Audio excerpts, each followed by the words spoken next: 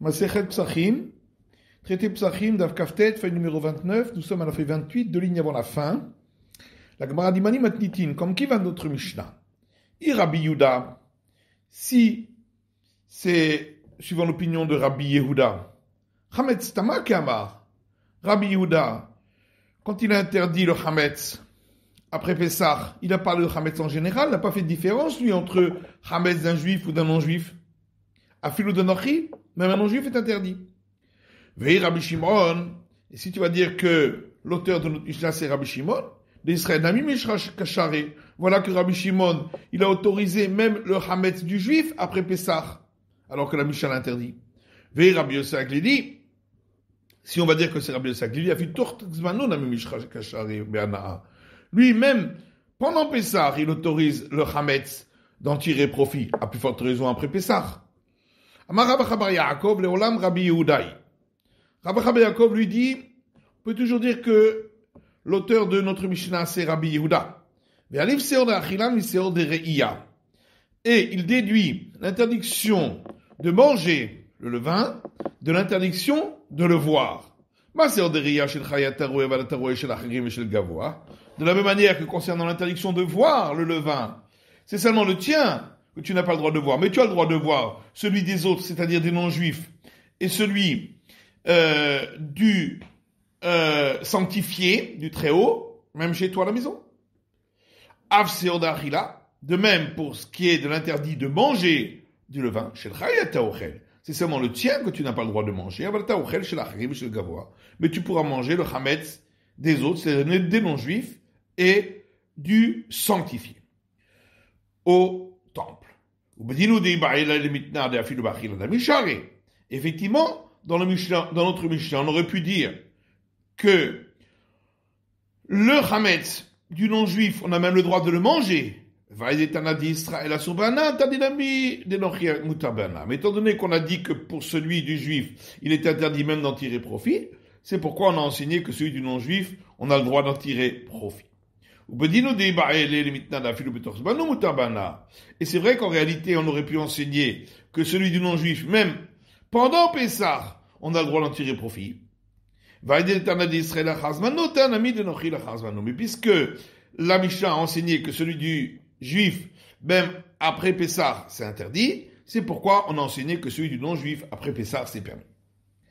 Ravama le'olam Rabbi Shimoni. Rava lui dit que notre Mishnah, on peut toujours dire que c'est Rabbi Shimon. Mais Rabbi Shimon Knasa Kanis, bien que d'après Rabbi Shimon, après Pessah, d'après la Torah, il n'y a aucune interdiction pour le Chametz, même du juif. Mais les sages l'ont sanctionné. C'est à partir du moment où il s'agit du Chametz qu'il avait chez lui, qu'il possédait, et sur lequel il a enfreint l'interdit de le voir et qu'on le trouve chez lui. D'après Rava, on comprend que la Mishnah a dit que celui du juif est interdit parce qu'il est écrit dans le verset « Il ne sera pas vu ». Et c'est de là que provient la sanction après Pessah. Et là, les Rav Chabar Yaakov. Par contre, après Rav Chabar Yaakov, Mishum lo yachel chametz ibaile. L'interdiction, c'est donc d'après Rabbi Yehuda, c'est l'interdiction de la Torah, et c'est à cause de verset qui dit « Il ne sera pas mangé de chametz ». La Gemara dit Misavantase fakai, arei shakai. Est-ce que tu crois que ce verset-là s'applique au deuxième cas de la Mishnah, c'est-à-dire concernant le chametz du juif? Non, il s'applique au premier, concernant celui du non-juif. Kama, Barikama, et voilà ce que la Mishnah dit. Chametz shenochi shavar alav pesach mutar be'anaa. Le chametz du non-juif, après avoir passé Pessah, on a le droit d'en tirer profit. Mishum shenema lo irae lecha. Parce qu'il est écrit, il ne sera pas vu pour toi de Chametz. De là, on déduit, c'est seulement le tien que on n'a pas le droit de voir. Mais tu peux voir celui des autres, c'est-à-dire non-juif, Michel Gavois, et de consacrer au temple. Et on déduit l'interdiction de manger le levain de l'interdiction de le voir. Et en réalité, Rava et Rav Chabar Yaakov, qui ont chacun donné une autre réponse, ils suivent leur propre opinion chacun. Deitma, car il y a un enseignement qui dit celui qui mange du levain d'un non-juif après avoir passé Pessah. Livré Rabbi Yehuda, d'après Rabbi Yehuda, Rava Amar Loké. D'après Rava, il est passible de flagellation, puisque d'après Rabbi Yehuda, selon lui, il n'y a pas de différence entre juifs et non-juifs. Rav Yaakov Amar Eno Loké. Alors que d'après Rav Yaakov, il n'est pas passible de flagellation. Rav Amar Loké, le Yalif Rabbi Yehuda sur d'Achila Messir de Reya. Donc Rav a dit il est passible de flagellation parce que Rabbi Yehuda ne déduit pas l'interdiction de manger le chametz de l'interdiction de le voir, qui n'est valable que pour celui du juif. Rav Yaakov Eno Loké. Alors que Rav Yaakov dit il n'est pas passible de la flagellation. Yalif sur d'Achila Messir de Reya. Parce qu'effectivement, lui, il déduit l'interdiction de manger le levain de l'interdiction de le voir, qui n'est valable que pour celui du juif. Et en fin de compte, Rav Yaakov a changé d'avis sur ce qu'il vient de dire. Netanya, puisqu'il y a une braïta qui dit Aochel chametz shel hekdesh bemoed, celui qui mange du chametz qui était sanctifié pour le temple pendant Pessah. Ma'al, d'après le premier avis, il est passible de la sanction de Me'ila, qui est la sanction pour tout celui qui profite des éléments consacrés au temple, où il doit apporter un sacrifice, et il doit rembourser ce qu'il a profité en rajoutant un cinquième. Et donc, cet avis, a priori, pense comme Rabbi Shimon, étant donné qu'après Pessah, le chametz, on a le droit même de le manger, et donc, ici, lorsqu'il s'agit d'éléments sanctifiés au temple, puisqu'il n'y a même pas la sanction des sages ici, puisqu'il n'a pas du tout enfreint l'interdit de le posséder chez lui, puisque c'était pas le sien, c'est celui du Très-Haut, du temple. Et donc c'est pourquoi, en le consommant pendant Pessah, puisque ce chametz a une valeur après Pessah, donc il enfreint l'interdit de Me'ila. Mais Shomrim lo Ma'al. Mais certains disent, il n'a pas enfreint l'interdit passible de Me'ila. Mané Shomrim, qui est ce deuxième avis qui dit certains disent. C'est qui ces certains qui disent? Amar Rabbi Yochanan dit Rabbi Nechonia ben Akanahi. C'est Rabbi Nechonia ben Akana. C'est-à-dire parce qu'il y a une braïta qui dit Rabbi Nechonia ben Akana. Rabbi Nechonia ben Akana, il y a aussi et Yom HaKippurim que Shabbat le Tashlumin. Considérez que le jour de Kippour, c'est comme le jour de Shabbat, pour le remboursement, ma Shabbat mitraï ben Afsho patur ben Tashlumin, de la même manière que Shabbat, s'il enfreint un interdit du Shabbat, et donc pour lequel il est passible de mort, si cet interdit qu'il a enfreint le rend également redevable de remboursement, eh bien il en sera dispensé puisqu'il est de toute façon condamné à mort.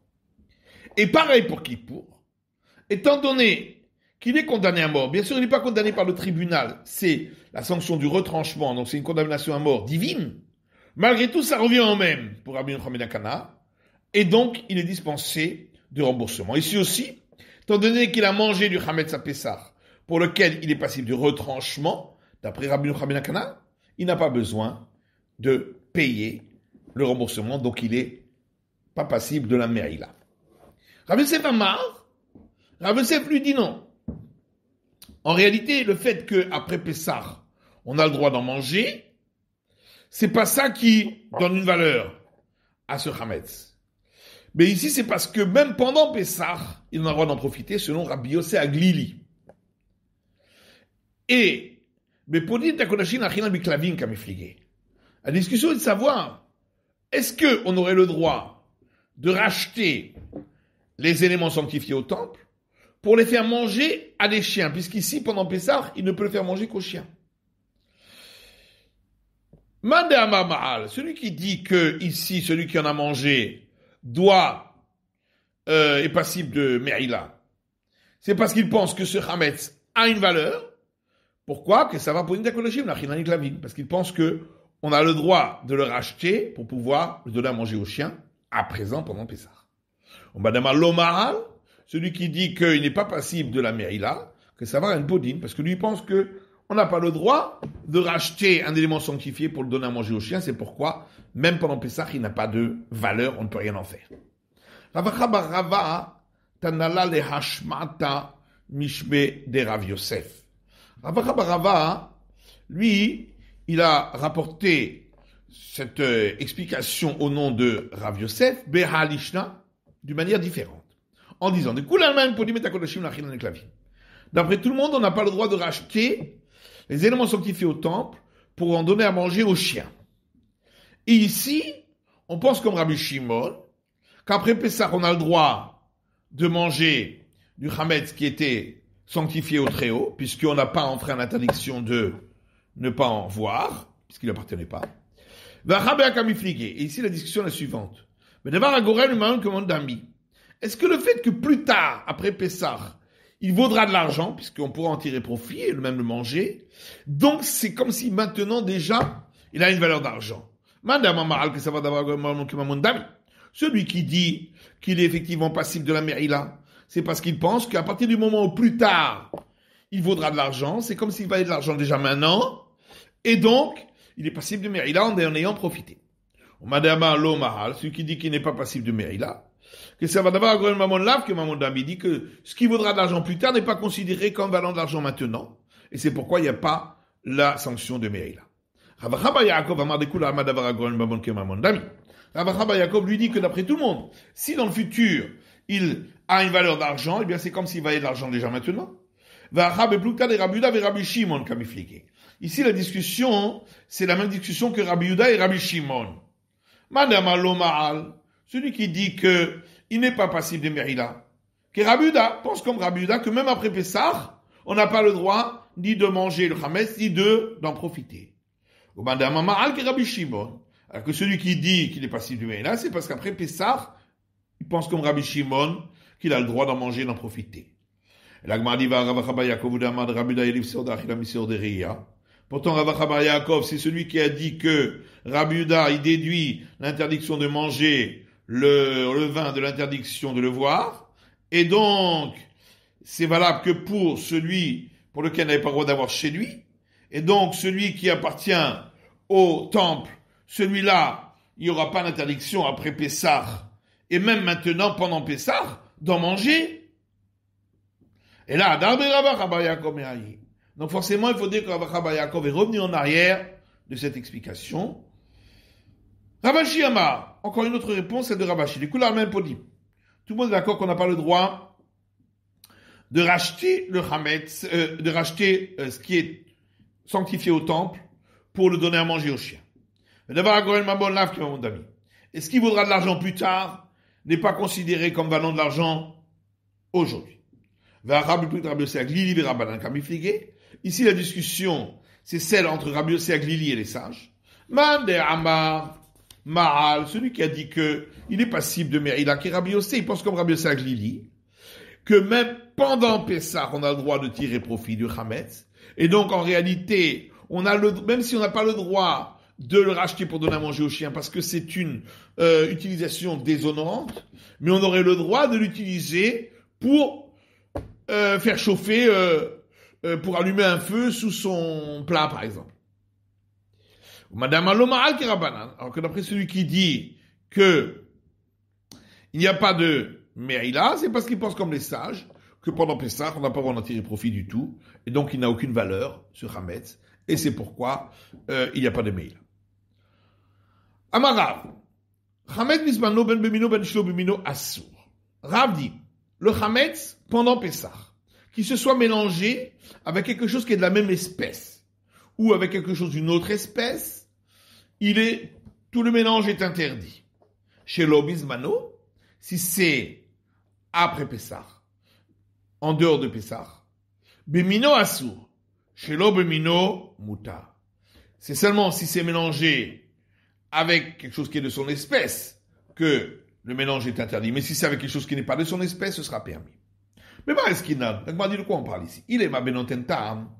Si on parle d'un cas où il y a suffisamment d'interdits dans ce mélange pour qu'il donne du goût à l'ensemble du mélange, chez l'obismano, chez l'obimino muta, est-ce que vraiment, lorsqu'on est en dehors de Pessah et que le mélange était avec quelque chose qui n'est pas de la même espèce, ce serait permis. Hayaïv Tarama, voilà qui donne un goût. Donc bien sûr que c'est interdit l'ensemble du mélange.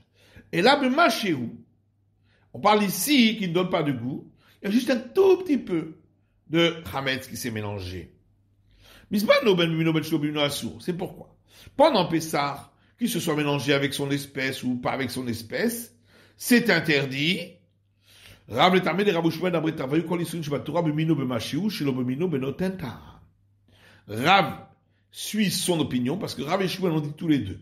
Tous les interdits de la Torah. Quand ils se mélangent dans la même espèce, c'est interdit même s'il y a un tout petit peu l'interdit qui s'est mélangé.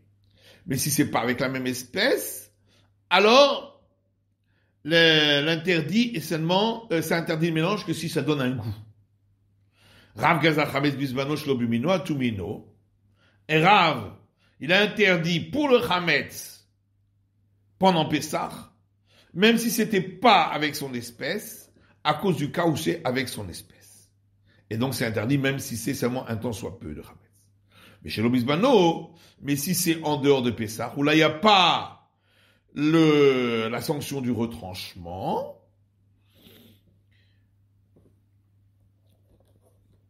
Bemino Asso, qui est Rabbi Yuda. Si ça s'est mélangé, effectivement, avec la même espèce, alors ce sera interdit, et on suit l'avis de Rabbi Yuda, que même en dehors de Pessah, le Chametz est interdit, mais chez l'Obemino Muta. Et si c'était pas avec son espèce, ce sera permis. De chez l'Obisbano, chez l'Obimino, Atumino, Kule Aïno Gazrinan. Parce que, lorsque c'est en dehors de Pessah, où il n'y a pas le retranchement, même si il y a un interdit, un commandement négatif, de ne pas manger le chametz, mais malgré tout, c'est moins grave, et donc on n'a pas interdit dans le cas où ça s'est mélangé avec quelque chose qui n'est pas de son espèce, à cause du cas où ce serait de son espèce. Shmuel amar chametz bisbano bemino asur, shelo bemino mutar. Lui, Shmuel, considère que le chametz qui s'est mélangé pendant Pessah, si c'est mélangé avec son espèce, il rend interdit le tout, et si c'est pas avec son espèce, tout est permis. Shelo bisbano bemino, shelo bemino mutar. Et si c'est en dehors de Pessah, que ce soit avec son espèce ou pas avec son espèce, ce sera permis l'ensemble du mélange. Chametz bisbano bemino asur, le chametz pendant Pessah, si c'est mélangé avec son espèce, c'est interdit. Shmuel est armé, Shmuel suit son opinion. De Rav Shmuel d'abré travaillé quand les souins shvatora beminan asurin, mais machiou. Car Rav et Shmuel disent tous les deux que tous les interdits de la Torah, quand ils se sont mélangés avec leur espèce, l'interdiction est, même si c'est un tant soit peu d'interdit qui s'est mélangé, chez l'obemino benotenta, mais si c'est pas avec son espèce, il rend interdit le mélange que s'il donne un goût. Chez l'obeminan, quand c'est pas avec son espèce, atuminan logaza. On n'a pas interdit à cause du cas où c'est avec son espèce, d'après lui. Chez l'obismano, maintenant si c'est en dehors de Pessah, ben beminan, ben shlobinan mutarin, que ça s'est mélangé avec son espèce ou pas avec son espèce.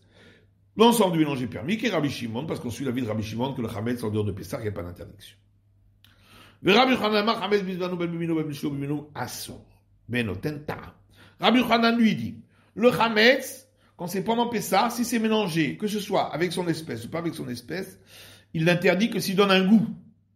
Chez l'obisbano ben beminan ben shlobinan mutar. Si c'est en dehors de si c'est en dehors de Pessah, que ce soit avec son espèce ou pas avec son espèce, ce sera permis l'ensemble du mélange. Chametz bemino, bisbano ben bemino ben shlobinan benotentam. Et donc, on a dit que si c'est pendant Pessah, que ce soit avec son espèce ou pas avec son espèce qui s'est mélangé, l'interdiction c'est seulement s'il donne le goût. Rabbi Yochanan est tamek, Rabbi Yochanan suit son opinion. Les Rabbi Yochanan et Resh Lakish j'aimerais travailler, car Rabbi Yochanan et Resh Lakish ont dit tous les deux, quand les surun chez Torah, tous les interdits de la Torah, ben bemino, ben shlobinan, benotentam, tous les interdits de la Torah qui se sont mélangés avec leur espèce ou pas avec leur espèce, ils interdisent uniquement s'ils donnent un goût. Chez l'obisbano, maintenant si c'est en dehors de Pessah, ben bemino, ben shlobinan, mutarin, que ce soit mélangé avec son espèce ou pas avec son espèce, tout sera permis, qu'est Rabbi Shimon, parce qu'il suit l'avis de Rabbi Shimon qui dit que le chametz en dehors de Pessah, il n'y a pas d'interdiction. C'est la fin de l'étude de la feuille numéro 29, Dav Kaftet.